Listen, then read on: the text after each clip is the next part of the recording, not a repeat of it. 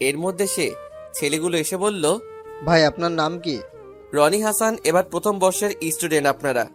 ও তাহলে হয়ে গেল, আমরাও সেম ইয়ার। যাক, ভালোই হলো, অল্প সময়েই ক্লাসমেটদেরকে পেয়ে গেলাম। কিন্তু তখন ওই মেয়েটার কথায় আপনারা এত ভয় পাচ্ছিলেন কেন? সে কথাই তো বলতে এখানে চলে আসলাম। আপনি যার সঙ্গে ফাজলামো করলেন সে কে জানেন? না। ভাই, আপনি অনেক বড় ভুল করে ফেলেছেন। মেয়েটার সঙ্গে ফাজলামো করা আপনার মোটেও ঠিক হয়নি। মেয়েটির নাম হৃদিতা, আমাদের ক্লাসমেট, এই এলাকার টপ সন্ত্রাসী। সবাই ওর ভাইকে মুন্না সন্ত্রাসী বলে চেনে। আর আপনি আজ প্রথম আসছেন, তাই এইসব কিছু চক্র এখনো বুঝেনি। আস্তে আস্তে সব বুঝে যাবেন। তানভীরের কথাটি শুনে আমার তো শরীরটা রীতিমতো কাঁপা কাঁপা অবস্থা উপক্রম প্রায়। হিরোগিরি দেখাতে গিয়ে নিজেই ফেসে গেলাম। আনমনে ভাবতেই হঠাৎ সৌরভ বন্ধুর মহান উক্তিটা মনে পড়ে গেল, যে অবস্থায় থাকিস না কেন বন্ধু, কখনো নিজেকে বিলাই হিসেবে সবার সামনে উপস্থাপনা করবি না। প্রয়োজনে চাপাবাজগিরি করে হলেও নিজেকে বড় বানাবি, নয়তো সবার লাত্তি উষ্টা খেয়ে খেয়ে জীবন যাবে। কথাটা মনে রাখিস। সৌরভ বন্ধুর মহা উক্তিটা স্মরণ করে তাদের উদ্দেশ্যে বলে উঠলাম, আরে ধুর, ও সন্ত্রাসী বোন হোক আর যাই হোক, এসবে রনি পরোয়া করে না। বিগস যখন যা সামনে আসে তা খুব ভালো করে সামলে নিতে পারি। তোমরা শুধু একসঙ্গে থাকলেই হবে। সরি ভাই, আমরা এসবের মধ্যে নেই। ধুর শালা, ভিতর ডিম, এত ভয়ে চললে কি ক্যাম্পাসে ঘোরাঘুরি করতে পারবি? এবার একটু দল বন্ধুকে শক্তিশালী কর, যাতে কেউ কিছু বললে তার জবাব দিতে পারি। নিলয়, তুই ঠিকই বলছিস। ক্যাম্পাসে আমরা নতুন আসছি, কেউ ঠিক মতো চিনেই না। এ অবস্থায় ক্যাম্পাসের ছোট বাচ্চারাও আমাদেরকে রেগ দিতে বিন্দুমাত্র পিছপাও হবে না। সুতরাং আমি বলি কি, আমরা 6 একসঙ্গে দলবদ্ধ থাকাই উত্তম হবে। শফিকের কথায় বাকি চারজনেও আমার দলে যোগ হয়ে গেল। শুরুতেই যে এতগুলো বন্ধু পেয়ে যাব ভাবতেই পারিনি। তাদের সঙ্গে কিছুক্ষণ আড্ডা দিবার পর ক্লাসে এসে লক্ষ্য করলাম হৃদিতার সঙ্গে আরো 6-7 মেয়ে হাতে ক্রিকেট খেলার স্ট্যাম্প নিয়ে দাঁড়িয়ে আছে। এবার বুঝতে পারলাম না ওর ভাই সত্যি অনেক বড় সন্ত্রাসী, যেভাবে ক্রিকেট খেলার স্ট্যাম্প নিয়ে দাঁড়িয়ে আছে হৃদিতা। আজ তো আমাকে জামাই আদর করবে দেখছি। ভয়ে ক্লাসরুমে প্রবেশ করতেই হৃদিতা সহ তার বান্ধবীরা স্ট্যাম্প নাড়িয়ে কাছে আসতে লাগলো। আর আমার সঙ্গে তানভীর, শফিক টফিক যাচ্ছিল, তারা সব ভয়ে পালিয়ে গেল। কিন্তু আমি পালাতে পারছি না। ভয় পাওয়া সত্ত্বেও নিজেকে সংযত রেখে উল্টো তাদের সামনে গিয়ে বললাম, কি ব্যাপার, হাতে লাঠি, আন্দোলন করবেন নাকি? লাঠি দিয়ে তোর পুজো করব, দাঁড়া। আমাকে চিকন প্রাণী বলার স্বাদ মেটাচ্ছি। এই বলে হৃদিতা আমার উপরে লাঠি তোলা মাত্রই বলে উঠলাম। ক্লাসরুমের দরজার কাছে আসতেই লক্ষ্য করলাম হৃদিতা সহ আরো 6-7 জন মেয়ে হাতে ক্রিকেট খেলার স্ট্যাম্প নিয়ে দাঁড়িয়ে আছে। এ দেখে আমার সঙ্গে তানভীর, শফিক টফিক যা ছিল সব দূরত্বই কেটে পড়লো। চাপা যতই করি না কেন, আমারও তো একটা মান সম্মান বলতে কিছু একটা আছে। এখন যদি ওদের মতো আমিও কেটে পড়ি তো মান সম্মান তো যাবেই, তার সঙ্গে এতদিনের চাপাবাজগিরির সুনামটাও চলে যাবে। হৃদিতার দল দেখে ভয় পাওয়া সত্ত্বেও বুক ফুলিয়ে ক্লাসরুমে চলে আসলাম। হৃদিতা আমাকে দেখেই রাগে গজগজ করে স্ট্যাম্প হাতে নিয়ে এসে বলে উঠল, তখন আমাকে কি নামে যেন ডেকেছিস? আরেকবার বল দেখি। হৃদিতার কথার তোয়াক্কা না করে ওর পুরো গ্রুপের উদ্দেশ্যে বলে উঠলাম, কি ব্যাপার আপুরা, আপনারা সবাই দেখছি স্ট্যাম্প হাতে নিয়ে দাঁড়িয়ে আছেন, খেলতে যাবেন নাকি? এই ফাজিল ছেলে, তুই হৃদিতাকে চিকন প্রাণী বলে সম্বোধন করেছিস কেন? চিকনকে চিকন প্রাণী বলে ডেকেছি তো কি এমন মহাভারত অশুদ্ধ হয়েছে?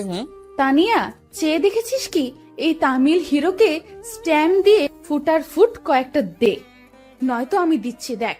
হৃদিতাই বলে স্ট্যাম্পটা হাতে শক্ত করে ধরে যেই আমার উপর তুলতে যাবে, খপ করে স্ট্যাম্পটা হাতে নিয়ে বলে উঠলাম, খবরদার, কেউ এই ভুলটা করবেন না। আমি কে তা আপনারা এখনো বুঝতে পারেননি, তাই তো? তো আপনি কে বলুন তো? মুন্না সন্ত্রাসীর ডানহাত কিংবা বন্ধু বলতে পারেন। এবার নিশ্চয়ই বুঝে গেছেন আমি কতটা খারাপ মানুষ। দিনে দুপুরে মানুষ কাটাকাটি করার অভ্যাস আমার আছে। সেদিক থেকে আপনারা সামান্য মশামাছি মাত্র।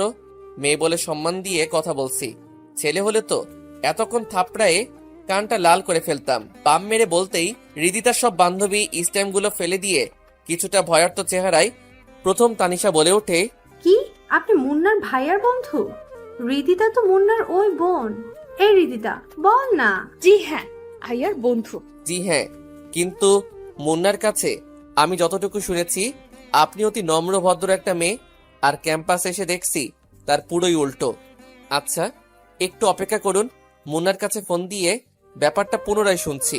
এই বলে পকেট থেকে ফোনটা বের করে এমনি কিছুক্ষণ ঘাটাঘাটি করে কানের কাছে নিতেই হৃদিতা প্রাণ জোড়ানো হাসি দিয়ে বলে উঠল, আপনি শুধু শুধু ভাইয়াকে ফোন করছেন। মুন্নার একটু বলি যে তার বোন ক্যাম্পাসে পড়াশোনার নামে তার ভাইয়ার ক্ষমতার বড়াই করে বেড়াচ্ছে। ভাইয়াকে বলার কি দরকার? সামান্য এই ব্যাপারই তো। নেক্সট টাইম কাউকে আর হেনস্থা করব না, প্রমিস। আচ্ছা ঠিক আছে, এবারের মতো মাফ করে দিলাম, কিন্তু পরের বার যদি ক্যাম্পাসে কোনো ছেলেকে কান ধরে উঠবস করাতে দেখছি তো ওই দিন আপনাকেও ওখানে কান ধরে উঠবস করতে হবে। কথাটি অবশ্যই মনে রাখবেন। এবার আমি আসি উপর দিকে। এই রিদিতা, আমাদের এখন কি হবে? কি হবে মানে? এই খবিশটার জন্য তো ক্যাম্পাসে কাউকে র্যাগিংও করতে পারবো না দেখছি।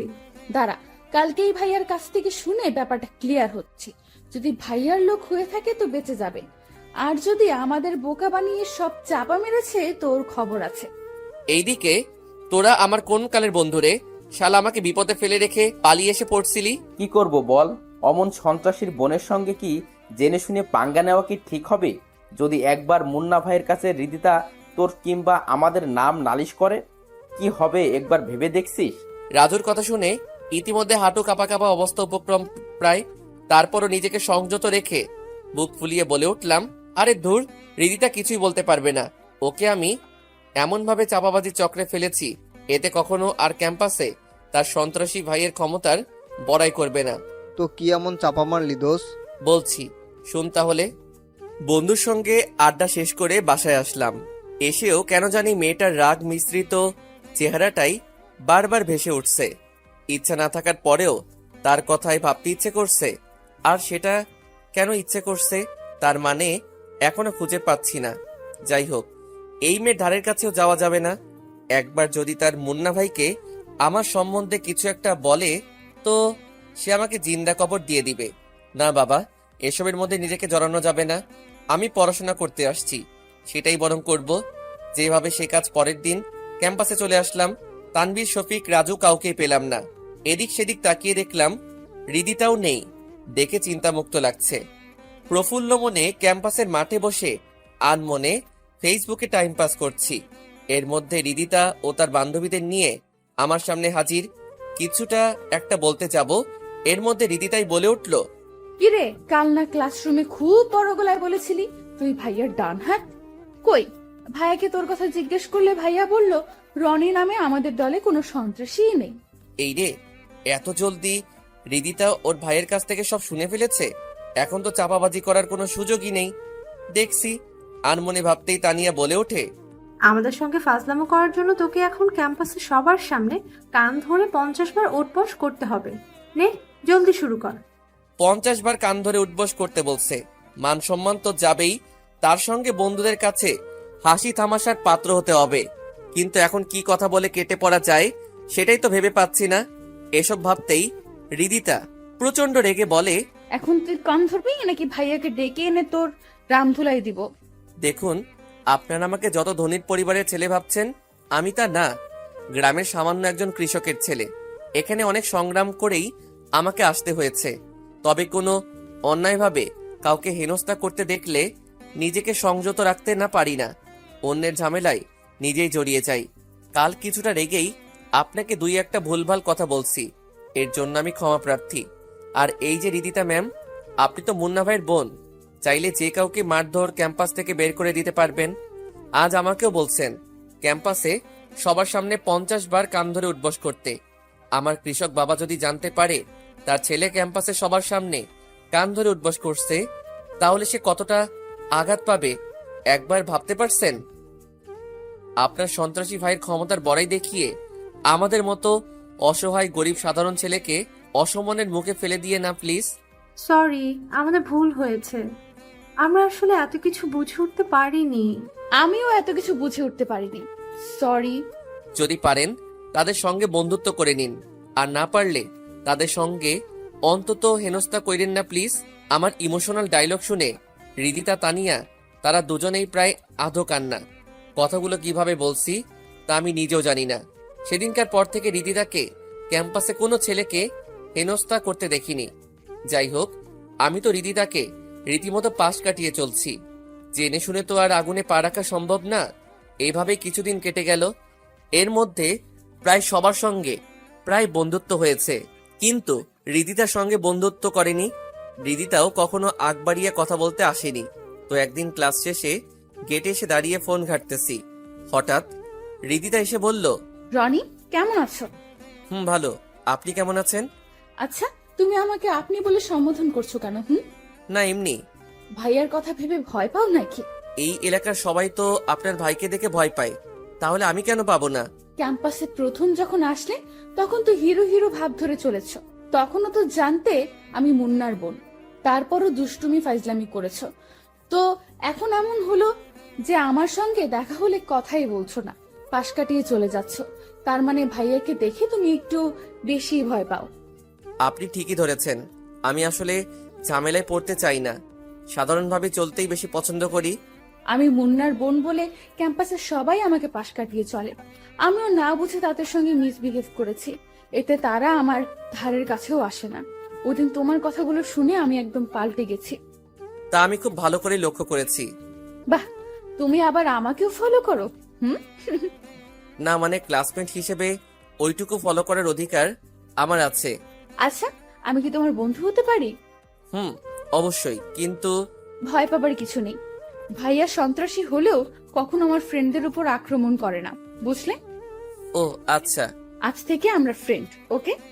আর আমাদের মাঝে আপনি তুমি বলে কেউ কাউকে সম্বোধন করা চলবে না, ঠিক আছে? ওকে। রিদিতার সঙ্গে এভাবে বন্ধুত্ব হয়ে যায়, সেই সঙ্গে ফেসবুক অ্যাকাউন্টেও। ক্যাম্পাসে থাকলে তো আড্ডা হতোই, বাসায় থাকলে মেসেঞ্জারে কথা হতো। কিছুদিনের মধ্যে রিদিতার সঙ্গে যে এত গভীর বন্ধুত্ব হয়ে যাবে তা আমি কখনো কল্পনাও করিনি। তা চলুন এবার ক্যাম্পাসে ঘটনায় যাওয়া যাক। ক্লাসে মনোযোগ সহকারে স্যারের লেকচার শুনছি, হঠাৎ পিছন দিকে সরাতেই লক্ষ্য করলাম রিদিতা আমার দিকে এক নজরে তাকিয়ে আছে। চোখ ইশারা দিয়ে বললাম, আমার দিকে তাকিয়ে আছেন কেন? রিদিতা মাথা নাড়িয়ে বলল, না, এমনি। রিদিতার কাণ্ড দেখে আনমনে হেসে আবার স্যারের লেকচারে মনোযোগ হলাম। ক্লাস শেষে মাঠে নিলয়, রাজু, শফিকদের সঙ্গে বসে আড্ডা দিচ্ছি। এর মধ্যে রিদিতা এসে বলল, রনি, তুই ফ্রি আছিস? কেন? না, মানে তোকে নিয়ে একটু শপিং মলে যেতাম আর কি। আমাকে নিয়ে গেলে তোর লাভ হবে না, উল্টো আমাকে খাওয়াতে হবে, বুঝছস? ঠিক আছে, তুই যা খেতে চাস তাই খাওয়াবো, এবং তোকে সারপ্রাইজও দিব। এখন বল, আমার সঙ্গে যাবি নাকি লসের খাতায় নিজের নামটা বসাবি? কোনটা? কি সারপ্রাইজ দিবি? তা আমার সঙ্গে গেলেই বুঝবি। আচ্ছা চল চল, দেরি হয়ে যাচ্ছে। বাহ, সারপ্রাইজের কথা শুনে আড্ডা থেকে চট করেই উঠে পড়লি দেখছি। তুই যাই বলিস না কেন, সারপ্রাইজ পেতে আমার প্রচুর ভালো লাগে। জি, এবার চলুন। রাস্তায় এসে রিদিতা নিজের প্রাইভেট কারে না উঠে রিকশায় থামালো। দেখে বলে উঠলাম, তোদের গাড়ি থাকতেই তুই রিকশা থামালি কেন? রিকশায় করে যেতেই আমার ভালো লাগে, তাই রিকশা থামালাম। ও এই ব্যাপার। রিকশায় দুইজনেই উঠার পর আমার কেন জানি রিদিতার পাশে বসে থাকতে সংকোচ বোধ হচ্ছে। আর এইদিকে রিদিতাও আমার হাত জড়িয়ে ধরে রেখেছে। দেখে ফাইজলামো করে বলে উঠলাম, আমরা দুইজন দুই রিকশায় গেলেই বেশি ভালো হতো। দুই রিকশা কেন? না, মানে তুই যেভাবে আমার হাত জড়িয়ে ধরে রেখেছিস, এতে বাহিরের মানুষজন দেখে ভাবছে আমরা স্বামী স্ত্রী রিকশায় করে ঘুরছি। এই কথা বলা মাত্রই রিদিতা আমার হাত ছেড়ে দিয়ে লজ্জামাখা সুরে বলে উঠল, ফাইজলামো করিস না তো। ফাইজলামো কই করলাম, সত্যিই তো কইলাম। তুই সব সময় একটু বেশি, তাই না? না, আগে ঠিক বেশি বুঝতাম না, তবে ইদানিং শুরু করেছি আর কি। অত বেশি বোঝা ভালো না, চান্দু। জি। এইভাবে রিদিতার সঙ্গে দুই এক কথা বলে শপিং মলে আসলাম। আমি আমার মতো ফোন ঘাঁটতে লাগলাম। রিদিতা আমার হাতে ফোনটা দেখে রাগান্বিত হয়ে বলে ওঠে, সারাক্ষণ শুধু ফোন নিয়েই থাকতে হবে নাকি? তোকে নিয়ে আসলাম এক কাজে, আর তুই করছিস কি? তুই তো জানোসই আমার চয়েস বেশি একটা ভালো না। ভালো হতে হবে না, তুই আমার পাশে থাকলেই হবে। আচ্ছা ঠিক আছে চল। রিদিতার আচরণে আমি তখনই অবাক হলাম যখন ওর কোনো কিছু না কিনে বলল, রনি, এই পাঞ্জাবিটা দেখ তো কেমন। তোর বয়ফ্রেন্ডকে গিফট করবি তো নিয়ে নে, একদম ফাটাফাটি হবে। তুই না সবসময় বেশি বুঝিস। ভেবেছিলাম পাঞ্জাবিটা তোকে গিফট করব, এখন আর করবই না। আরে রেগে যাচ্ছিস কেন? মজা করে কথাটা কইছি, বিশ্বাস কর। ফাজিল একটা। এই বলে রিদিতা আমার হাতে পাঞ্জাবি তুলে দিল। ব্যাস, আমিও খুশি মনে পরিধান করে নিলাম। রিদিতা আমার পরনে পাঞ্জাবি দেখে মুগ্ধ হয়ে বলে উঠল, পাঞ্জাবিতে তোকে দারুণ মানিয়েছে দেখছি। সত্যি ভালো লাগছে, নাকি পাম দিচ্ছিস? সত্যি অনেক ভালো মানিয়েছে। এখন চল, রেস্টুরেন্টে খেতে যাব। তোর জন্য কিছু কিনলি না? আর একদিন কিনবো। এখন চল, রেস্টুরেন্টে খেতে যাব, অনেক ক্ষুধা লাগছে। রিদিতার আচরণে কিছুই বুঝতে পারলাম না। শপিং মল আসলো ওর দরকারে, এসে আমাকে পাঞ্জাবি গিফট করলো। নিজের জন্য কিছুই কিনলো না। যাই হোক, আমাকে পাঞ্জাবি গিফট করেছে, এতেই আমি খুশি। তারপর রিদিতা আমাকে রেস্টুরেন্টে নিয়ে গেল। প্রফুল্ল মনে খাবারগুলো খাচ্ছি। হঠাৎ 5-6টা প্রাইভেট কার রেস্টুরেন্টের সামনে এসে দাঁড়ালো। রেস্টুরেন্টে যা লোকজন ছিল সব আস্তে আস্তে বের হয়ে গেল। তাদের কাণ্ড দেখে আমার খাবারগুলো গলায় নামছে না। থতমত খেয়ে রিদিতাকে জিজ্ঞেস করলাম, প্রাইভেট কারে কে আসছে রে? কি আবার, আমার ভাইয়া এসেছে। এটা কিন্তু ঠিক না রিদিতা, তোর ভাই কেন এখানে আসবে? রিদিতা আমার ভয়ার্ত চেহারা দেখে বলে উঠল, রেস্টুরেন্টে খেতে আসছে হয়তো। তুই শুধু শুধু ভয় পাচ্ছিস কেন? ভয় পাবো না তো নাচবো? যদি একবার এখানে আসে তখন? আসবে মানে এসে পড়েছে। ওই দেখ, ভাইয়া এদিকেই আসতেছে। হাই ভাইয়া। রিদিতা, তুই খাওয়া দাওয়ার প্রতি এত বেখালিভাবে চলাফেরা করস কেন? সকালে এত করে বললাম ব্রেকফাস্ট করে যেতে, আমার কথা না শুনে এখানে রেস্টুরেন্টে এসে খাচ্ছিস? মানে ভাইয়া, তুমি হঠাৎ এখানে? তোকে ফলো করে এখানে আসছি। কখন থেকে লক্ষ্য করছি এই ছেলে শপিং মল থেকে রেস্টুরেন্ট পর্যন্ত তোর সাথেই আছে। কে এই ছেলে? এই ছেলে তোর নাম কি? মুন্না ভাইয়ের গম্ভীর কণ্ঠ আওয়াজ শুনে অনেকটাই ভয় পেয়ে গেলাম। আগে থেকেই মুন্না ভাইকে ভয় পেতাম, আজ আরো রেস্টুরেন্টে রিদিতার সঙ্গে ঘুরতে দেখছে। আজ নিশ্চিত আমাকে মেরে ফেলবে। এসব ভেবে মুন্না ভাইয়ের কথার উত্তর দিবার আগেই মুন্না ভাই ধমক দিয়ে বলে উঠল, এই ছেলে তোর নাম কি বলছিস না কেন? মানে আমার নাম রনি হাসান। তো রিদিতার সঙ্গে রেস্টুরেন্টে কেন? রিদিতা ওর ভাইয়ার রাগান্বিত হওয়া দেখে স্বাভাবিক করার জন্য বলে ওঠে, ভাইয়া তুমি রেগে যাচ্ছ কেন? রনি তো আমার শুধুমাত্র বন্ধু, এছাড়া কিছুই না, বিশ্বাস করো প্লিজ। ও, এ কথা আগে বলবি তো। শুধু শুধু আমাকে রাগিয়ে দিয়েছিলি। ভেবেছিলাম এই ছেলে তোকে কথার জালে ফাঁসাচ্ছে। না ভাইয়া, তেমন কিছুই না। রনি খুব ভালো ছেলে, এছাড়াও ও আমার খুব ভালো বন্ধু। ও আচ্ছা, সরি ব্রাদার, আমার আসলে মাথা ঠিক থাকে না। কখন কাকে কি বলে ফেলি তা আমি নিজেও জানি না। It's okay. আচ্ছা ঠিক আছে, তোরা থাক, আমি বরং বাসায় চলে যাই, মাথাটা খুব ব্যথা করছে। আর ছোট ভাই, তুমি কিছু মনে করো না। ইটস ওকে ভাইয়া। মুন্না ভাই এ বলে চলে গেল। এইদিকে আমার হাঁটু কাঁপা কাঁপা অবস্থা, গলা শুকিয়ে যাচ্ছিল। ভয় কাকে বলে এই মুহূর্তে খুব ভালোই বুঝতে পারছি। মাফিয়ার বোনের সঙ্গে ফ্রেন্ডশিপ করা মানে আগুনে পা রাখা, সমান কথাই আনমনে ভেবে যাচ্ছি। এর মধ্যে রিদিতা বলে উঠল, সরি রে ভাইয়া, আসলে ব্যাপারটা বুঝতে পারিনি। ভেবেছে তোর আর আমার মধ্যে কিছু একটা চলছে। ভাইয়ার কথায় তুই মন খারাপ করিস না। বাসায় গিয়ে তোর হয়ে ভাইয়াকে আমি বকে দেব, ঠিক আছে? রিদিতার কথার তোয়াক্কা না করে বলে উঠলাম, এখন আমাকে মেসে যেতে হবে। হ্যাঁ, অবশ্যই যাবি। তার আগে খাবারটা শেষ কর। না রে, আজ খেতে ইচ্ছে করছে না। কি আর করার, চল তাহলে। রাস্তায় এসে 2 রিক্সা ডাকতেই রিদিতা বলে উঠল, 2 রিক্সা ডাকছিস কেন? মানে আমার একটু এমার্জেন্সি, নীলের ওখানে যেতে হবে, তুই বরং বাসায় চলে যা। রিদিতা আমার ব্যাপারটা খুব ভালো করে বুঝতে পেরে বলে উঠল, আচ্ছা ঠিক আছে, মেসে গিয়ে আমাকে ফোন দিস। ওকে। রিদিতাকে অন্য রিক্সায় পাঠিয়ে কেমন জানি শান্তি শান্তি লাগছে। এতক্ষণ তো পুরো ভয় ছিলাম। এতদিন এলাকার লোকজনের কাছ থেকে শুনে আসছি, আজ নিজেই দেখলাম কথা বলার মাঝে ফুট করে রেখে যায়। দিনে দুপুরে মানুষজন মেরে ফেলতে যে পরোয়া করে না। যদি কোনো ভুল ত্রুটির জন্য মুন্না ভাই আমাকেও আক্রমণ করে তখন তো আমি শেষ। তার থেকে রিদিতার সঙ্গে বন্ধুত্বই শেষ করতে হবে। জেনে শুনে বিপদের মুখে পা রাখা মোটেও আমার জন্য কাম্য হবে না। যেই ভাবা সেই কাজ। যোগাযোগের মাধ্যমেগুলোতে এক এক সবগুলোতেই রিদিতাকে ব্লক করে দিলাম। উপর দিকে, ভাইয়া তুমি কিন্তু কাজটি মোটেও ঠিক করনি। আরে বাবা, সরি বলেছি তো। সরি বললে কি হবে? ও তো তোমাকে এমনি অনেক ভয় পায়, আজ আবার তুমি ওকে শাসিয়েছো।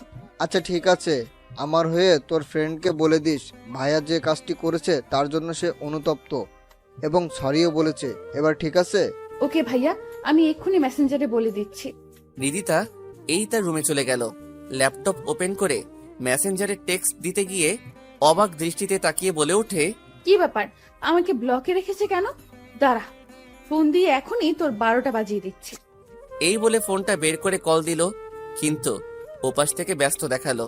হতাশ হয়ে ফোনটা বালিশের উপর ফেলে দিতে যাবে, হঠাৎ মেসেজের শব্দ পেয়ে হৃদিতা তড়িঘড়ি করে ফোনের স্ক্রিনে তাকিয়ে লক্ষ্য করে অচেনা নাম্বার থেকে একটি মেসেজ আসছে। আগ্রহ নিয়ে পড়তে লাগলো।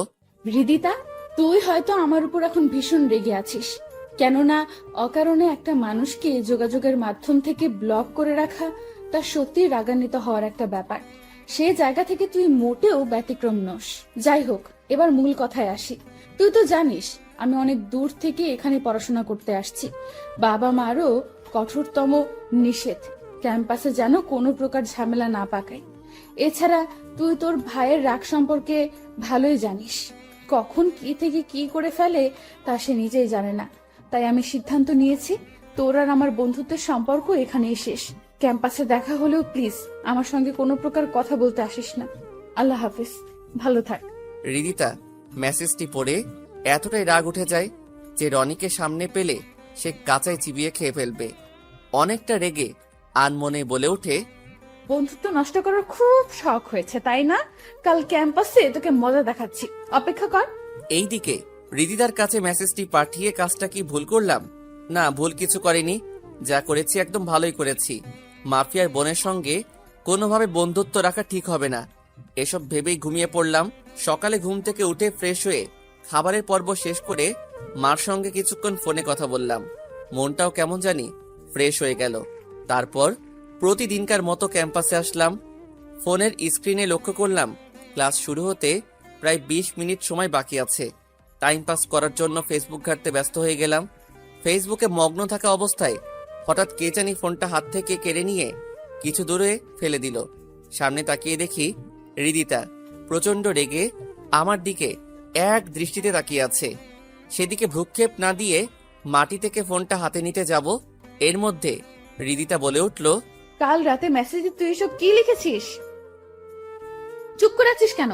উত্তর দে। হৃদিতা একটু বোঝার চেষ্টা করো, তোর ভাই এমনি অনেক রাগী। কেউ যদি তোর কাছে আমার নামে ভুলভাল কান পড়া দেয় তো তোর ভাই আমাকে খুন করে ফেলবে। আমি এত কিছু বুঝি না, তুই আগে যেমন ছিলি তেমনই থাকবি। সরি হৃদিতা, পারবো না। এবার কিন্তু বেশি বাড়াবাড়ি হয়ে যাচ্ছে। হৃদিতার কথায় নিশ্চুপ হয়ে ওখান থেকে সোজা ক্লাসরুমে আসলাম। হৃদিতাও আমার পিছনে চলে আসলো। সেদিকে আমার ভ্রুক্ষেপ নেই, নিশ্চুপ হয়ে সিটে বসে আছি। নিলয়, তানভীর, শফিক, রাজু এক এক করে সব স্টুডেন্ট ক্লাসে চলে আসলো। আমারও কথা বলার মতো মানুষ পেয়ে গেলাম। উপর দিকে হৃদিতা শুধু আমার দিকে তীক্ষ্ণ চোখে তাকিয়ে আছে। একবার হৃদিতার দিকে তাকিয়ে আবার মুখ ফিরিয়ে নিলাম। এভাবেই হৃদিতাকে ইগনোর করতে লাগলাম। এখন হৃদিতা আগ বাড়িয়ে কথা বলতে আসলেও কোনো একটা কাজের বাহানা দেখিয়ে ওখান থেকে সরে যেতাম। এক প্রকার হৃদিতাকে পাশ কাটিয়ে চলতাম আর কি। হঠাৎ একদিন হৃদিতা আমার মেসে এসে বলতে লাগলো, রনি, তুই কিন্তু আমাকে রীতিমতো এড়িয়ে চলছিস, যা আমার একটুও ভালো লাগছে না। প্লিজ আগের মতো হয়ে যা। হৃদিতাকে আমার মেসে দেখে থতমত খেয়ে বলে উঠি, হৃদিতা তুই হঠাৎ আমার মেসে? তোর তো ভাব বেশি, ক্যাম্পাসে কথার সময় নেই, তাই মেসে চলে আসলাম। লোকজন তোকে আমার মেসে দেখলে অনেক বড় অসম্মানের মুখে পড়তে হবে। হৃদিতা প্লিজ তোর বাসায় চলে যা, আমি বরং তোর সঙ্গে কাল ক্যাম্পাসে কথা বলবো। আগে আমার প্রশ্নের জবাব দে, তুই আগের মতো ফ্রেন্ডলি ভাবে চলবি, হ্যাঁ অথবা না? আগের মতো ফ্রেন্ডলি ভাবে চলা আমার পক্ষে সম্ভব না, বুঝতে পারছিস না কেন? তুই তাহলে আমার কথা শুনবি না, তাই তো? আমার নীরবতায় দেখে হৃদিতা বলে ওঠে, এবার তোর সঙ্গে খারাপ কিছু হতে যাচ্ছে যা তুই কল্পনাও করতে পারবি না। যেই ভয়ে তুই আমাকে পাশ কাটিয়ে চলছিস সেই ভয়টাই তোকে সারা জীবন পেতে হবে। সেই ব্যবস্থা করছি, তার প্রস্তুতি নিয়ে নে। হৃদিতার কথার আগাগোড়া কিছুই বুঝতে পারলাম না। সারা জীবন ভয় থাকতে হবে মানে ও কি বোঝাতে চাইলো?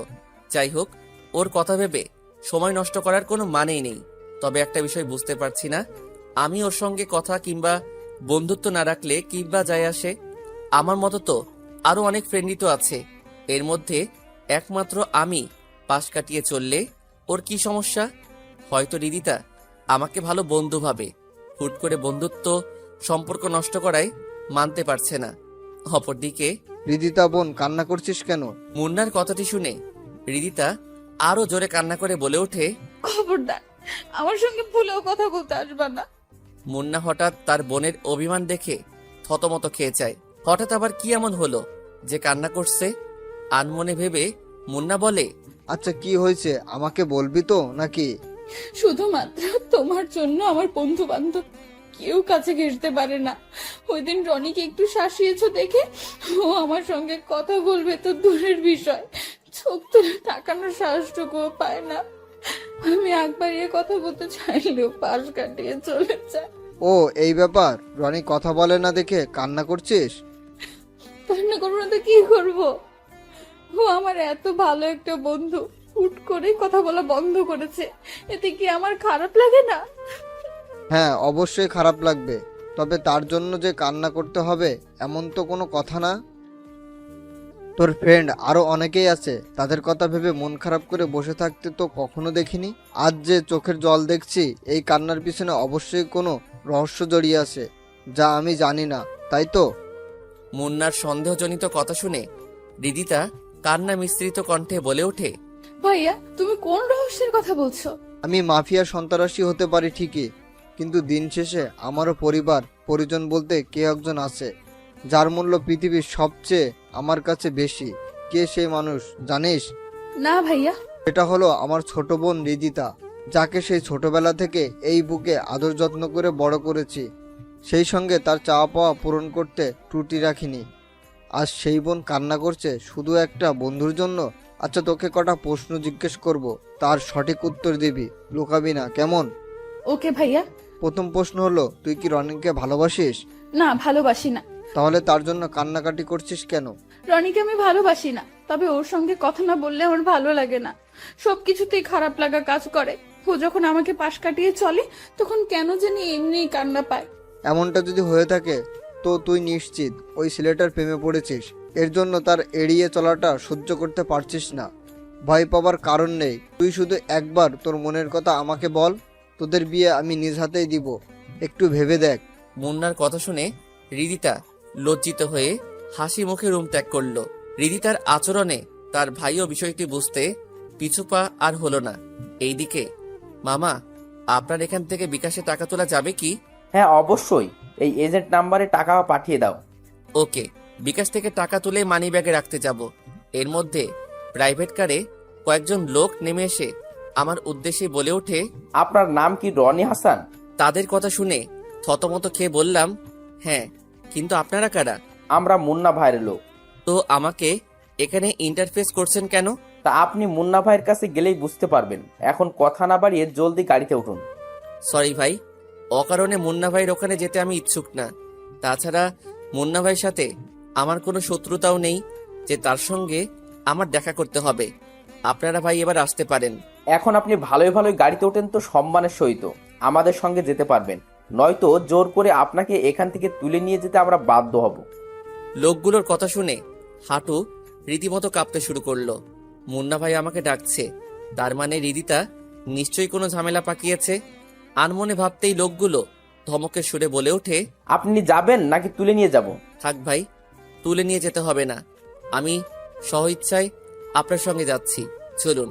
বাধ্য হয়ে মুন্না ভাইয়ের বাসায় আসলাম। মনে মনে হাজারো ভয় লাগা কাজ করছে। রিদিতাও মেসে গিয়ে আমাকে শাসিয়ে আসছে। আজ মুন্না ভাই হাত থেকে রক্ষা নেই। আনমনে এসব ভাবতেই মুন্না ভাই সিঁড়ি বেয়ে নামতেই যা বলল তা শোনার জন্য মোটেও প্রস্তুত ছিলাম না। কিরে, তোর সাহস দেখছি অনেক বেড়ে গেছে। ইয়ে মানে ভাইয়া, আপনি কি বলতে চাচ্ছেন? একটু অপেক্ষা কর, সবই বুঝতে পারবি। মুন্না ভাইয়ের কথায় ভয়ে গলা একদম শুকিয়ে যাচ্ছে। মনে হচ্ছে আজ আর নিজেকে বাঁচাতে পারবো না।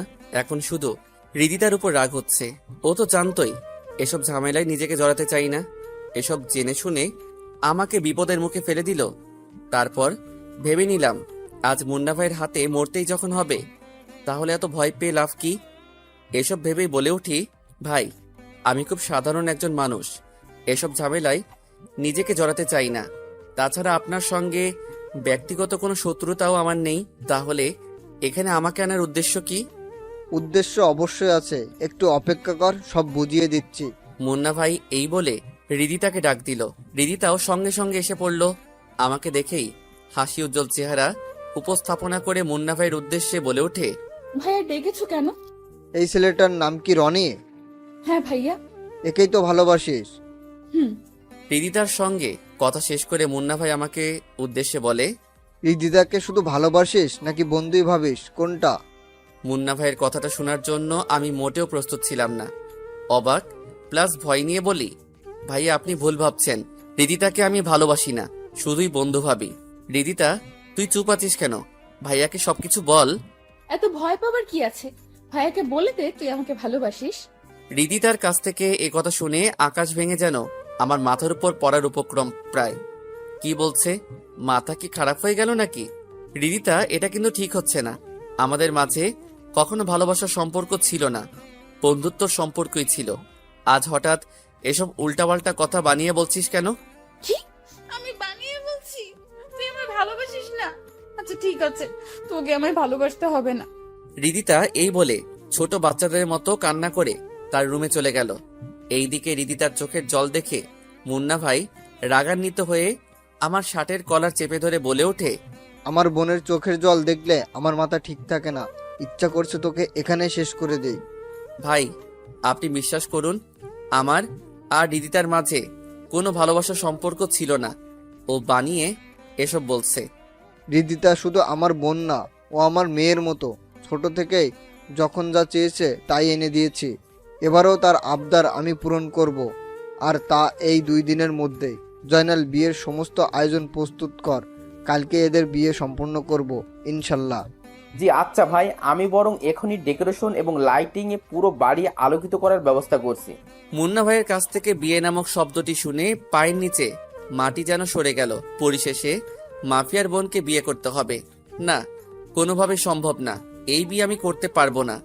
আনমনে ভেবেই বলি, ভাইয়া আপনি ভুল সিদ্ধান্ত নিয়েছেন, রিদিতাকে আমি বিয়ে করতে পারবো না। মুন্না ভাই রাগান্বিত সুরে বলে ওঠে, ছোট ভাই, এত বেশি বুঝো না, এতে নিজের জীবনটাই কিন্তু হারাতে হবে। এবার মনের মধ্যে ভয় ঢুকে গেল। নিমিষেই চুপ হয়ে গেলাম। সন্ত্রাসীর পালাই পড়েছি, তাদের কথার প্রতিবাদ করলেই নিশ্চিত জীবন হারাতে হবে। তার থেকে চুপ করে থাকাই শ্রেয়। ও একদিন পর বিয়ের সকল নিয়মকানুন মেনে আমার আর রিদিতার বিয়ে সম্পূর্ণ হয়ে গেল। বিয়েতে সকল বন্ধু বান্ধব উপস্থিত ছিল, শুধু আমার পরিবার আর আত্মীয় স্বজনরাই উপস্থিত ছিল না। তাদের কথা ভেবে খুব খারাপ লাগছে। রিদিতা ওর জিতকে প্রাধান্য দিয়ে হয়তো আমাকে বিয়েটা করতে বাধ্য করেছে, কিন্তু আমার মনের অবস্থা একবারও বুঝতে চেষ্টা করলো না। ছাদের কিনায় এসে আনমনে ভাবছি, পড়াশোনা করতে এসে বিয়ের চক্রে যে এভাবে পড়ে যাব তা কখনো কল্পনাও করিনি। ওইদিকে বাবা মা ভাইয়া ভাবি তারা হয়তো আমার বিয়ের কথা জানতে পারলে অনেক কষ্ট পাবে। এখন এসব ভেবেই বা কি হবে? বিয়ে তো আমি স্বইচ্ছায় করিনি। আনমনে ভেবে পিছনের দিকে ফিরে তাকাতেই নিলয়, তানভীর, তানিয়া তাদেরকে দেখতে পেলাম। চুপ হয়ে আছি দেখে তানিয়া বলে ওঠে, কিরে, মন খারাপ করে আছিস কেন? এটা তোরাই ভালো জানছস। রনি প্লিজ মন খারাপ করিস না। রিদিতা তোকে আগে থেকে পছন্দ করত, যার দারুণ ও নিজেই আগ বাড়িয়ে তোর সঙ্গে বন্ধুত্ব করেছে। এসব কিছুই ভালোবাসার স্বার্থে করেছে। মুন্না ভাইকে নিয়ে রিদিতাও অনেক ভয় পেত যদি তোর সত্যি কোনো ক্ষতি করে ফেলে। এই ভয় ভালোবাসার কথাটি প্রকাশ করেনি, বরং তোকেও বুঝতে দেয়নি। ইভেন আমাকেও অনেকদিন পর জানিয়েছে। পরিশেষে তুই কি করলি? মুন্না ভাইয়ের সামান্যতম ধমকানোতে রিদিতাকে ইগনোর করতে শুরু করলি। তোর এই ইগনোর করাটা সত্যি নিতে পারছিল না। তারপর আর কি, রিদিতা ওর ভাইয়াকে সবটা বলে প্ল্যান করে তোকে ব্ল্যাকমেল করে বিয়েটা করে ফেলে। তানিয়ার কথা শুনে আমি যেন আকাশ থেকে পড়লাম। রিদিতা আমাকে সত্যি সত্যি ভালোবাসতো, আর আমি কিছুই টের পেলাম না। তবে রিদিতাকে একটু শাস্তি ভোগ করতেই হবে। আমাকে ভয় দেখিয়ে বিয়েতে মত নিয়েছে, এর শাস্তি যদি না দেই তো কেমনে কি? আরে কোথায় হারিয়ে গেলি? তানিয়ার কথায় ভাবনার ঘোর কেটে গেল। মানে কি যেন বলছিলি? কিছুই না, তুই এখন বাসর ঘরে যা। রাত প্রায় 12টা বাজতে গেল। ওইদিকে বেচারা রিদিতা তোর অপেক্ষায় প্রহর গুনছে মনে হয়। ধ্যাত তেরি, আমি আছি টেনশনে, তুই আছিস ফাইজলামর মুডে। বন্ধু লেট করছিস কেন? যা বিলালটা আগেই ভাগেই মেরে আয়, নয়তো হাতছাড়া হয়ে যাবে। তানিয়া, নিলয়, তানভীর তারা আমাকে নিয়ে দুষ্টুমি ফাইজলামা করছে। এর মধ্যে হঠাৎ রিদিতা ছাদে এসে কোনো কথা না বলে আমার হাত ধরে টেনে রুমে গিয়ে দরজা বন্ধ করে বলে ওঠে, এই যে হিরো, আমাকে এখানে বসিয়ে রেখে ছাদে আড্ডা দিচ্ছিলেন কেন? মন চাচ্ছিল তাই ছাদে আড্ডা দিচ্ছিলাম, তাতে তোর কি? এখন থেকে আমার ওই সব, বুঝলেন? কিন্তু আমি কেন জানি আনন্দিত হতে পারছি না। মনটা খারাপ নিয়ে বিছানায় বসে পড়লাম। আমার চেহারায় বিষণ্ণতা প্রতিচ্ছবি দেখে রিদিতা বলে ওঠে, সরি, আমি আসলে তোকে এতটা প্যারা দিতে চাইনি। তোর ইগনোর করাতে আমি সত্যি অনেক আপসেট হয়ে যাচ্ছিলাম। ভাবতাম এই বুঝে আমার কাছ থেকে একেবারেই চলে যাচ্ছিস। রিদিতার অনুশোচনায় কথাটি শুনে তার দিকে তাকিয়ে বলে উঠি, তুই আমাকে যে ভালোবাসতি এ কথা একবারও প্রকাশ করসনি। আমাকে একবার জিজ্ঞেস করে তো জানতে পারতি। তা না করে এমন এক কাণ্ড করে ফেললি, তা সত্যি অবিশ্বাস্য। আমার ভালোবাসার কথা তোকে বললে কি হতো? উল্টো কোনো কিছু না ভেবে আমাকে না করে দিতি। কারণ একটাই ছিল, আমার ভাই সন্ত্রাসী, আর ভাইকে তুই অনেকটাই ভয় পাইতি। এর জন্যই তোকে ভালোবাসার কথাটি বলতে পারি নাই। তা না হয় বুঝলাম, কিন্তু বিয়ের বিষয়টি এত জলদি করলি কেন? তুই জানছস না আমি এখন স্টুডেন্ট, বাবার টাকায় চলছি, তার সঙ্গে লেখাপড়াও করছি। এখন তো আমার ভবিষ্যৎটাও অন্ধকার হয়ে গেল দেখছি। তোর এই পাগলামোতে আমার রঙিন লাইফটা এখন সাদা কালোতে পরিণত হয়ে গেল। রাগে পুরো শরীর রিরি করছে। মন চাচ্ছে রিদিতাকে কষিয়ে কয়েকটা থাপ্পড় মেরে দেই, কিন্তু ওর সন্ত্রাসী ফাইটার জন্য পিছুপা হতে হচ্ছে। নিজের রাগ নিজের মাঝেই ধামাচাপা দিতে হচ্ছে। দূর, লাইফটাকে শেষ করে দিল। এসব ভেবে কম্বল মুড়িয়ে চোখ বুজে ফেললাম। কিছুক্ষণ পর রিদিতা আমাকে জড়িয়ে ধরে কানের কাছে এসে বলে, ঘুমিয়ে পড়ছিস কেন? আজ না আমার বাসর রাত? কথাটা শেষ হওয়া মাত্রই রিদিতাকে ঝটকানি মেরে সরিয়ে দিয়ে বললাম, কিসের বাসর রাত? আজ আমার মরণ রাত। আমার কথা শুনে রিদিতার হাসি উজ্জ্বল চেহারা নিমিষেই মলিন করে বলে, ছি, এসব অলক্ষণের কথা মুখে আনতে নেই। বুঝতে পারছি আমার উপর তোর অনেক রাগ জমে আছে। চাইলে আমাকে আঘাত করে তোমার রাগ নিরবন করতে পারো, বাধা দিব না। কিন্তু রাগের ঘোরে এসব অলক্ষণে কথাবার্তা বলো না প্লিজ। রিদিতার আদো কান্না চেহারা দেখে এবার বুঝতে পারলাম মেয়েটা সত্যিই আমাকে অনেক ভালোবাসে। ভালোবাসা ছাড়া এরকম পাগলামি করা সম্ভব না। এমন মেয়েকে লাইফ পার্টনার হিসেবে পেয়ে মন্দ হয়নি। তারপরও ও আমাকে আরেকটু বাজিয়ে দেখতে হবে সে কতটা আমায় ভালোবাসে। আনমনে ভাবতেই রিদিতা আদো কান্না সুরে বলে, কি ভাবছো? রিদিতাকে কাঁদানোর জন্য বললাম, ভাবছি কি করে নিজের জীবন শেষ করা যায় সেই চিন্তাই করছি। কিন্তু নিজের জীবন নিজ হাতে তো শেষ করা সম্ভব না, তাই অন্য কোনো উপায় ভাবতেছি। বাসর রাতে সবাই কত রোমান্টিক কথা বলে, আর তুমি আমাকে এসব বলে কাঁদাতে যাচ্ছ? তোর সঙ্গে কথা বলার আমার বিন্দু মাত্র ইচ্ছা করছে না। কখনো আমার কাছ থেকে ভালোবাসা পাবি না। স্ত্রী হিসাবে আমার কাছে অবহেলিত হয়ে থাকবি। এই বলে কম্বল আর বালিশ নিয়ে সোফায় ঘুমিয়ে পড়লাম। চোখ বুঝতেই ঘুমের রাজ্যে কখন হারিয়ে গেছি তা নিজেও জানি না। সকালে পাখির কিচিরমিচির শব্দ শুনে ঘুমটা ভেঙে গেল। চোখ মেলে পাশে তাকাতেই লক্ষ্য করলাম রিদিতা সোফায় বসা অবস্থায় ঘুমিয়ে আছে। একদম বাচ্চাদের মতো নিষ্পাপ লাগছে। এমনিতেই অনেক রূপবতী, ঘুমানো অবস্থায় তার রূপের ঝলক আরো বৃদ্ধি পেয়েছে। ইচ্ছা না থাকার পরেও তার কপালে চুমু এঁকে দিতেই হঠাৎ নড়ে চড়ে ওঠে। দেখে জলদি ওখান থেকে সরে যেতে চাইলেই পিছন দিক থেকে রিদিতা বলে ওঠে, রাতেই না বললেন আমাকে একটুও ভালোবাসবেন না, এখন আবার লুকিয়ে কিস খাওয়া হচ্ছে, তাই না? এই রে, ধরা খেয়ে গেলাম। ঘুমিয়ে তো ছিল, টের পেল কেমনে? নাকি আমার আগে ঘুম ভেঙেছে? যাই হোক, কোনো এক কথা বলে বিষয়টা ধামাচাপা দিতে হবে। মানে তোর কপালে মশা বসেছিল, তাই মশাটাকে মারতেই কাছে গিয়েছিলাম, এছাড়া অন্য কিছু না। জনাব, আপনার মনে দুষ্টুমির উদয় হয়েছে, তা আমি খুব ভালো করেই বুঝতে পারছি। এই বলে আমার একদম নিকটে এসে বলে, এত সংকোচ বোধ করছো কেন গো? আকপিচ তো আমার কাছেই তোমাকে ধরা দিতে হবে। অসম্ভব, তোকে আমার স্ত্রী হিসেবে মেনে নিচ্ছি না। মেনে তো আপনাকে নিতেই হবে জনাব। রিদিতা, বাইরে বের হ, কত রোমান্স করবি। দরজার ওপাশ থেকে তানিয়ার কথাটি শুনে রিদিতা আমার কাছ থেকে চট করে সরে গেল। রিদিতার কাণ্ড দেখে আনমনে হেসে উঠলাম। আমার হাসি দেখে রিদিতা বলে, কি হলো, হাসতেছো কেন? এমনি। দরজার ওপাশ থেকে তানিয়া দরজা ধাক্কা মেরে বলে ওঠে, কি রে, দরজা খুলবি নাকি ভেঙে ভিতরে যাব? আরে আসতেছি, দাঁড়া। রিদিতা এই বলে দরজা খুলে দিল। প্রথম তানিয়া রুমে প্রবেশ করলো। তারপর এক এক করে তানভীর, নিলয়, শফিক, রাজু সবাই এসে আমার দিকে তাকিয়ে ফাইজলামো শুরু করে বলে ওঠে, বাসরাত কেমন কাটলো দোস্ত? তোদের মুখে আর কোনো কথা নেই, এসেই এইটা বলতে হবে? অদ্ভুত। এই বলে তাদেরকে পাশ কাটিয়ে ওয়াশরুমে গেলাম। শালা, তোরা বন্ধু নামের হারামি, মাফিয়ার বোনকে বাধ্য হয়ে বিয়ে করতে হয়েছে, বুঝতে পারছিস না? বাসরাত কেমন হবে এটা আবার আমাকে জিজ্ঞেস করতে হবে নাকি? আনমনেই একাই বকবক করছি। অপরদিকে এই যে আপুমনি, বাসরাত কেমন কাটালেন? আর বলিস না, এতদিন সিনেমায় যে কাহিনী দেখেছি সেম কাহিনী আমার সঙ্গে হয়েছে। মানে? কাল রাতে আমাদের স্বামী স্ত্রীর মাঝে আলিঙ্গন হয়নি রে। অনেক স্বপ্ন ছিল ফুলশয্যার রাতে স্বামীর সঙ্গে প্রেমালাপ করব, কিন্তু খবিশটা রেগে সোফায় গিয়ে ঘুমিয়ে পড়ল। আমারও কোনো কিছু বলার সাহসও হচ্ছিল না। নিরুপায় হয়ে তার পাশে রাত পাড়ি জমিয়েছি। খবিশটা একবারও জিজ্ঞেস করলো না যে বিছানায় না ঘুমিয়ে সোফায় কেন ঘুমাচ্ছি। কি আর করার, বিয়েটা হয়তো ও করতে চায়নি, কিন্তু তার ভাইয়ের চাপে মত দিতে বাধ্য হয়েছে। যাই হোক, তুই ওকে আরো অনেক বেশি ভালোবাসবি, যাতে তোকে ছাড়া অন্য কাউকে কল্পনাও করতে না পারে। ঠিক আছে, আমি বরং সেটাই করব। এবার আমরা তাহলে আসি। ওকে। এইদিকে ওয়াশরুম থেকে বের হয়ে লক্ষ্য করলাম পুরো রুম ফাঁকা। কি ব্যাপার? তানভীর, নিলয়, শফিক তারা কোথায় গেল? ধ্যাত, হারামিগুলা না বলেই চলে গেল। আনমনে ভেবে বিছানায় বসে আছি। হঠাৎ দরজা খোলার শব্দ পেয়ে দরজার দিকে তাকাতেই লক্ষ্য করলাম রিদিতা খাবার হাতে নিয়ে আসছে। এইদিকে খিদেই পেটে ইঁদুর দৌড়াচ্ছে। এই যে জনাব, খেয়ে নিন। খিদে নেই। সংকোচ বোধ করলে তো আর পেট ভরবে না, খেয়ে নিন প্লিজ। বললাম না খিদে নেই। এত করে যখন বললাম খেতে যাচ্ছেন না, তো না খাইয়ে থাকে গেলাম আমি। আমিও কোনো কিছু না বলে চলে যাচ্ছি দেখে রিদিতা পিছন দিক থেকে ডাকলেও না শুনে দরজা টপকাবো।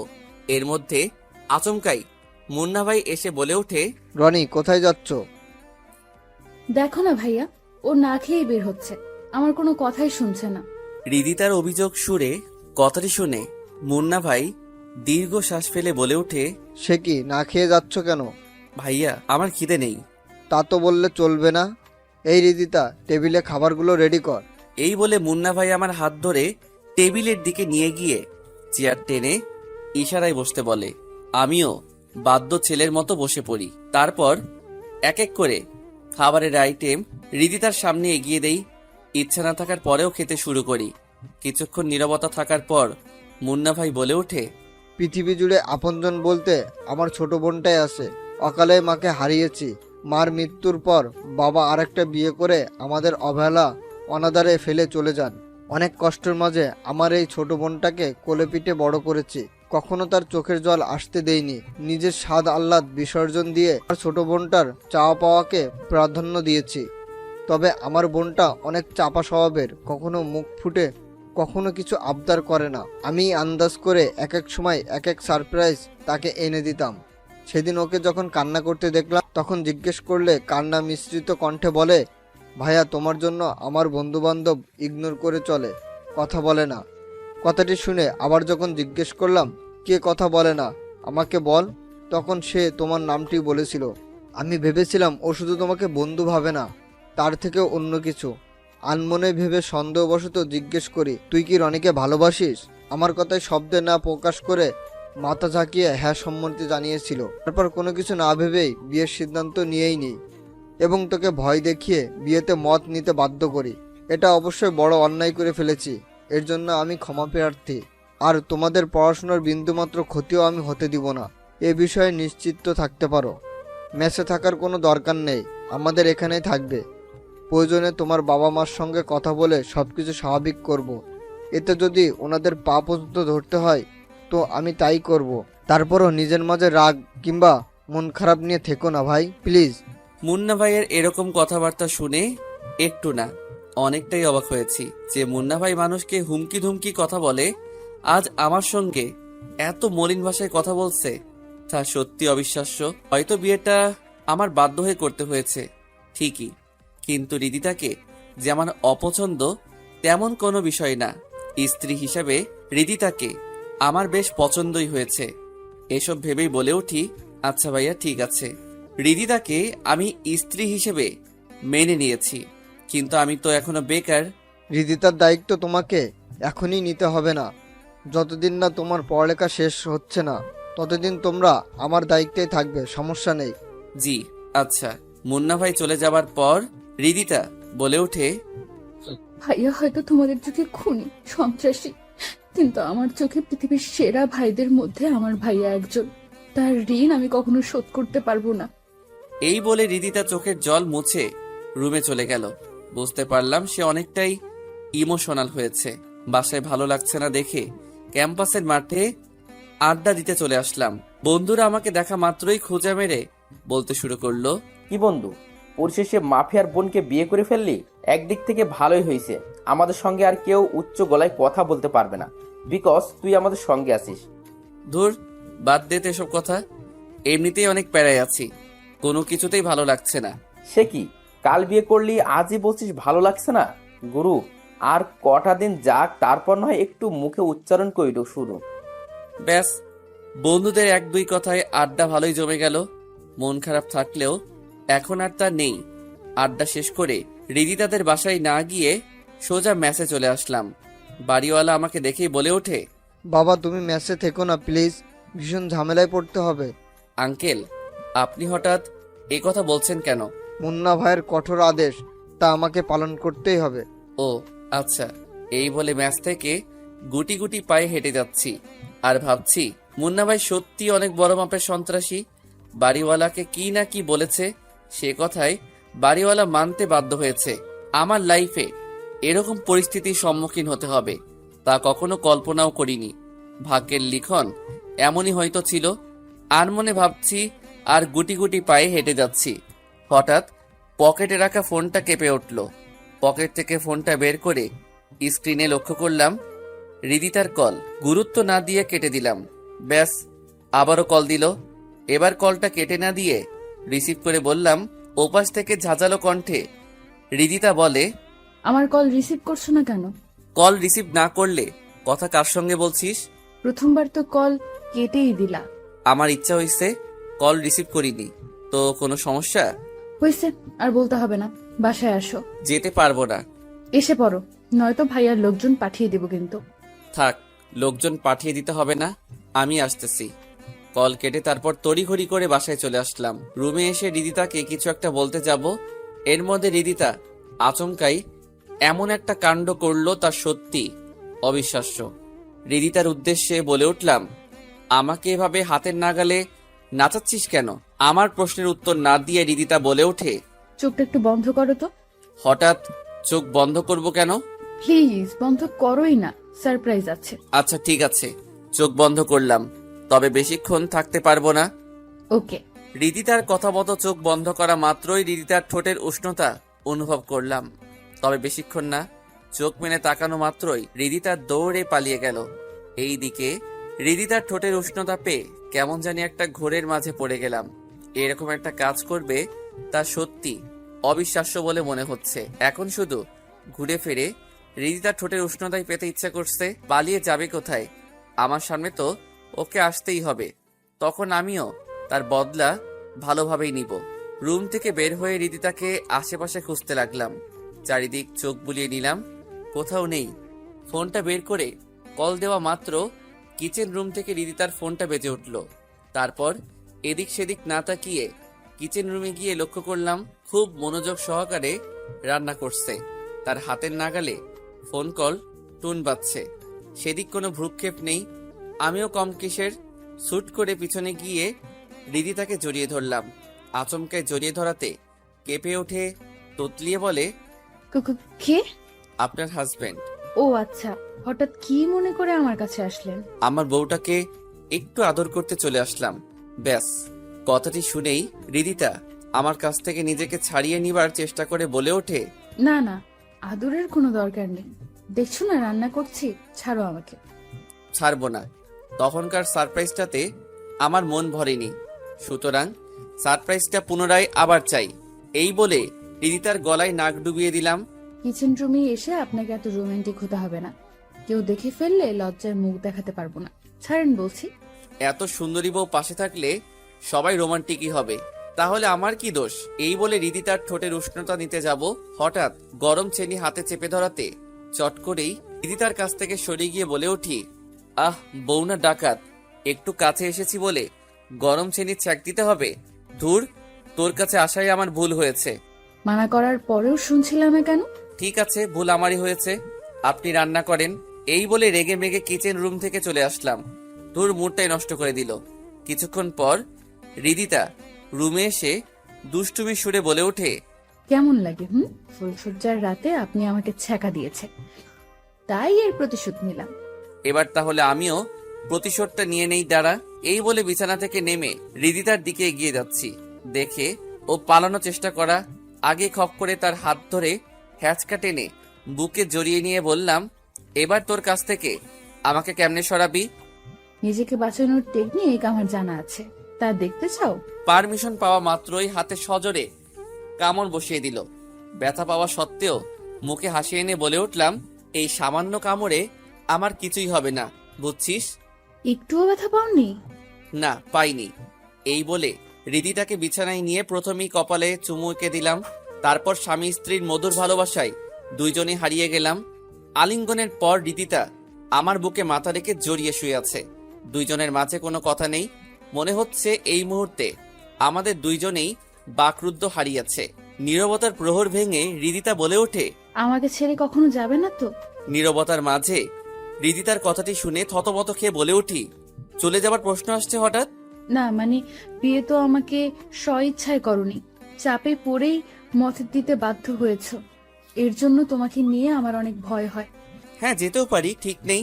ফাইজলামো করে বলতেই রিদিতা ভীষণ ক্ষেপে আমার বুকের উপরে উঠে বলে, এ কথা মুখে আরেকবার উচ্চারণ করলে বড্ড খারাপ হয়ে যাবে কিন্তু। আরে বাবা, রাগ করছো কেন? ফাইজলামো করে বলছি তো। অনেক হয়েছে, ছাড়ো আমাকে। আরে কোথায় যাচ্ছ? থাকো না আরেকটু।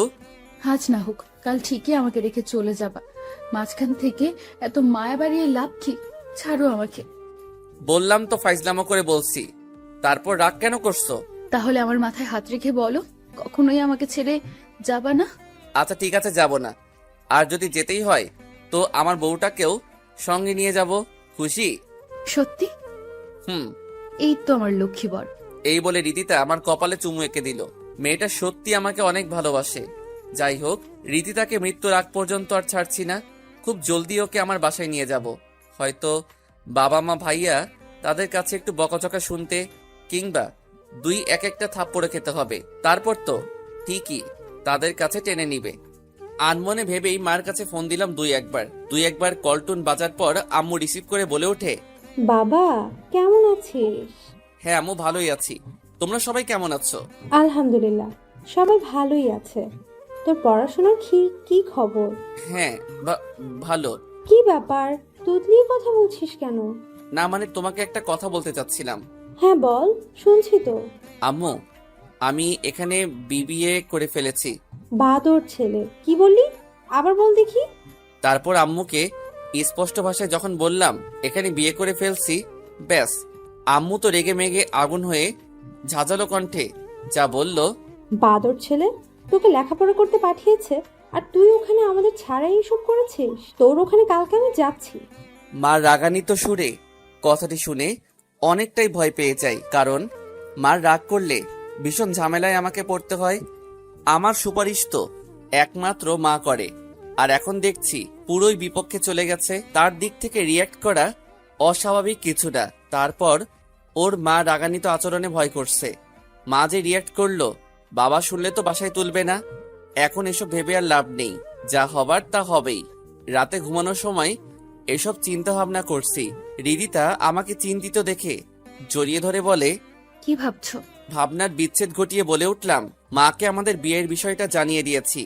উনি আমার মুখে বিয়ে নামক শব্দটি শুনেই অনেকটা রেগে যান এবং কালকেই আসতে চাইছে। বুঝতে পারছি না মা এখানে আসলে কি হবে। রিদিতা আমার কথাগুলো শুনে বিষণ্ণ মুখটি কালো করে বলে, আমার জন্য তোমাকে অনেক বকাশোকা শোনাবে। এই পাগলি, তুমি মন খারাপ করছো কেন? মা তো আমাকে ছোট থেকে বকাঝকা করে, তার বকা শুনে হজম করার শক্তি আমার আছে। চিন্তা করো না, সব ঠিক হয়ে যাবে। রিদিতা ছলছল দৃষ্টিতে তাকিয়ে বলে ওঠে, তুমি যদি কোনো কারণে আমাকে ছেড়ে চলে যাও তো আমি সত্যিই মরে যাব। তোমাকে ছাড়া আমি থাকতে পারবো না, যত কিছুই হোক না কেন। তুমি আমার হাঁটতে ছেড়ে যাবা না তো? রিদিতার কথাটি যেন কলিজায় লেগে গেল। একে যতই দেখছি ততই মন জয় করে নিচ্ছে। পরিস্থিতি যতই খারাপ আসুক না কেন, ভালোবাসার মানুষটি কখনো হাতছাড়া করব না।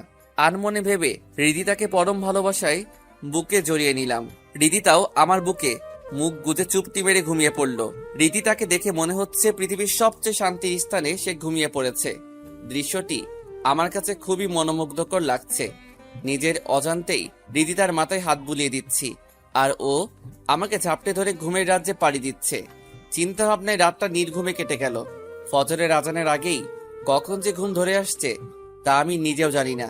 সকালে রিদিতার মিষ্টির কোকিল কণ্ঠে ডাকে ঘুমটা ভেঙে গেল।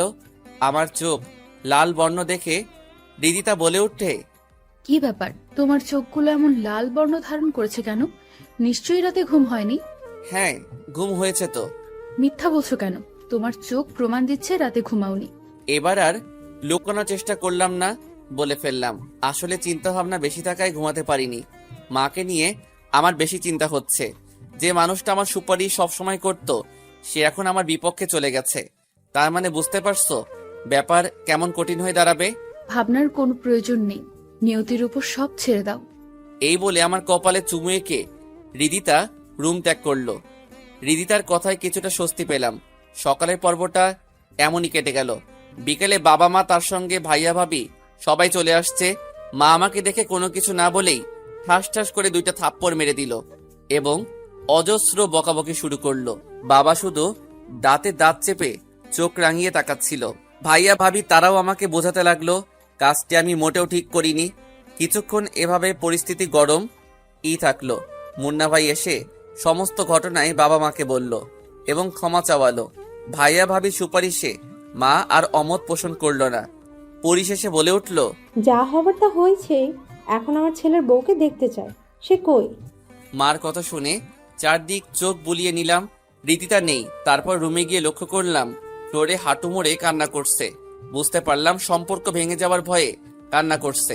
তারপর রিদিতাকে বাবা মার সামনে নিয়ে গেলাম। রিদিতাকে দেখেই মা নিমিষেই ঠান্ডা হয়ে বলে ওঠে, বাহ, বৌমা তো অনেক রূপবতী আছে দেখছি, তবে তার গুণগুলো দেখার বাকি আছে। আন্টি, আমার বোন যেমন সুন্দর তেমন তার মনটাও অনেক সুন্দর। আপনাকে অনেক সেবা যত্ন করবে। কি বৌমা, সেবা যত্ন করবে তো আমায়? হ্যাঁ মা, অবশ্যই আপনার সেবা যত্ন করব। আমার তো আর মা নেই, মার ভালোবাসাও আমি পাইনি, তবে তার শূন্যতায় অনেক কেঁদেছি। আজ আপনাকে মায়ের আসনে পেয়েছি, সুতরাং আমি আমার সর্বোচ্চ দিয়ে হলেও সৎ আচরণ করব। ব্যাস। রিদিতার কথাতে মা গলে একদম পানি। তবে বাবা আমার প্রতি একটু নারাজ। তাকে হাত করতে কিছুদিন সময় লাগবে, তা খুব ভালোভাবেই বুঝতে পারছি। পরিশেষে রিদিতাকে আমার পরিবারজন সবাই মেনে নেয় এবং বড় ভাইয়া মুন্না ভাইয়ের উদ্দেশ্যে বলে, এই বিয়ে পুনরায় আবার হবে, আর তা খুব জমজমট ভাবে। আলহামদুলিল্লাহ, আপনারা বিয়ের বিধি ব্যবস্থা শুরু করুন। এবার দুই পক্ষেই ধুমধাম করে বিয়েটা সম্পূর্ণ করব ইনশাল্লাহ। হ্যাঁ, তাই হবে। 1 সপ্তাহ পর আজ দুই পরিবারের ধুমধামে করেই বিয়েটা সম্পূর্ণ হলো। এবার আমার কোনো মন খারাপ লাগা নেই। মনের মধ্যে অজস্র আনন্দের শিহরণ বয়ে যাচ্ছে। আমার পরিবারে একমাত্র বাবাই শুধু মন খারাপ নিয়ে আছে। হয়তো আমার বিষয়টা মেনে নিতে পারছে না, তবে খুব শীঘ্রই তার রাগ ভাঙিয়ে ছাড়বো। এই যে আমার প্রাণের দেবর, ছাদে একা একা মোবাইলে কি লেখালেখি করছো? ওইদিকে রিদিতা যে তোমার অপেক্ষায় আদৌ কান্না প্রায়। লেখালেখি বাদ দিয়ে ভাবির উদ্দেশ্যে বলে উঠলাম, না মানে ইউটিউবে টুকটাক গল্প লেখালেখি করি তো, এর জন্য নিজের ঘটনাগুলো গল্প আকারে ইউটিউবে পাবলিশ করছি। ওরে আমার লেখক দেবর রে, এখন লেখালেখি বন্ধ করে রিদিতার কাছে যাও। মেয়েটা অনেকক্ষণ ধরে তোমার অপেক্ষায় বসে আছে। না, আর একটু লেখা বাকি আছে, এইটা শেষ করেই যাচ্ছি। এ কথা বলা মাত্রই ভাবি ফোনটা কেড়ে নিল এবং আমাকে জোর করে বাসর ঘরে রেখে বাইরে থেকে দরজা আটকে দেয়। রিদিতা আমাকে দেখেই অভিমানে মুখ ফিরিয়ে নেয়। বিছানায় বসতে যাব, রিদিতা আচমকাই বলে ওঠে, আই খবরদার, বিছানায় আসবে না। হঠাৎ রিদিতার রং বদল দেখে বলে উঠলাম, কি ব্যাপার, বিছানায় আমাকে যেতে দিচ্ছ না কেন? প্রথমবার বাসর রাতের কথা মনে আছে? আমাকে যে ছ্যাঁকা দিয়েছো, তাই আজ আমিও তোমাকে ছ্যাঁকা দেব। ওই দিন তো আমার মন মানসিকতা ভালো ছিল না, এটা তো তোমাকে বুঝতে হবে। না, একটুও বুঝবো না। তুমি আমাকে ছ্যাঁকা দিয়েছো, আমিও তাই করব। প্রতিশোধ না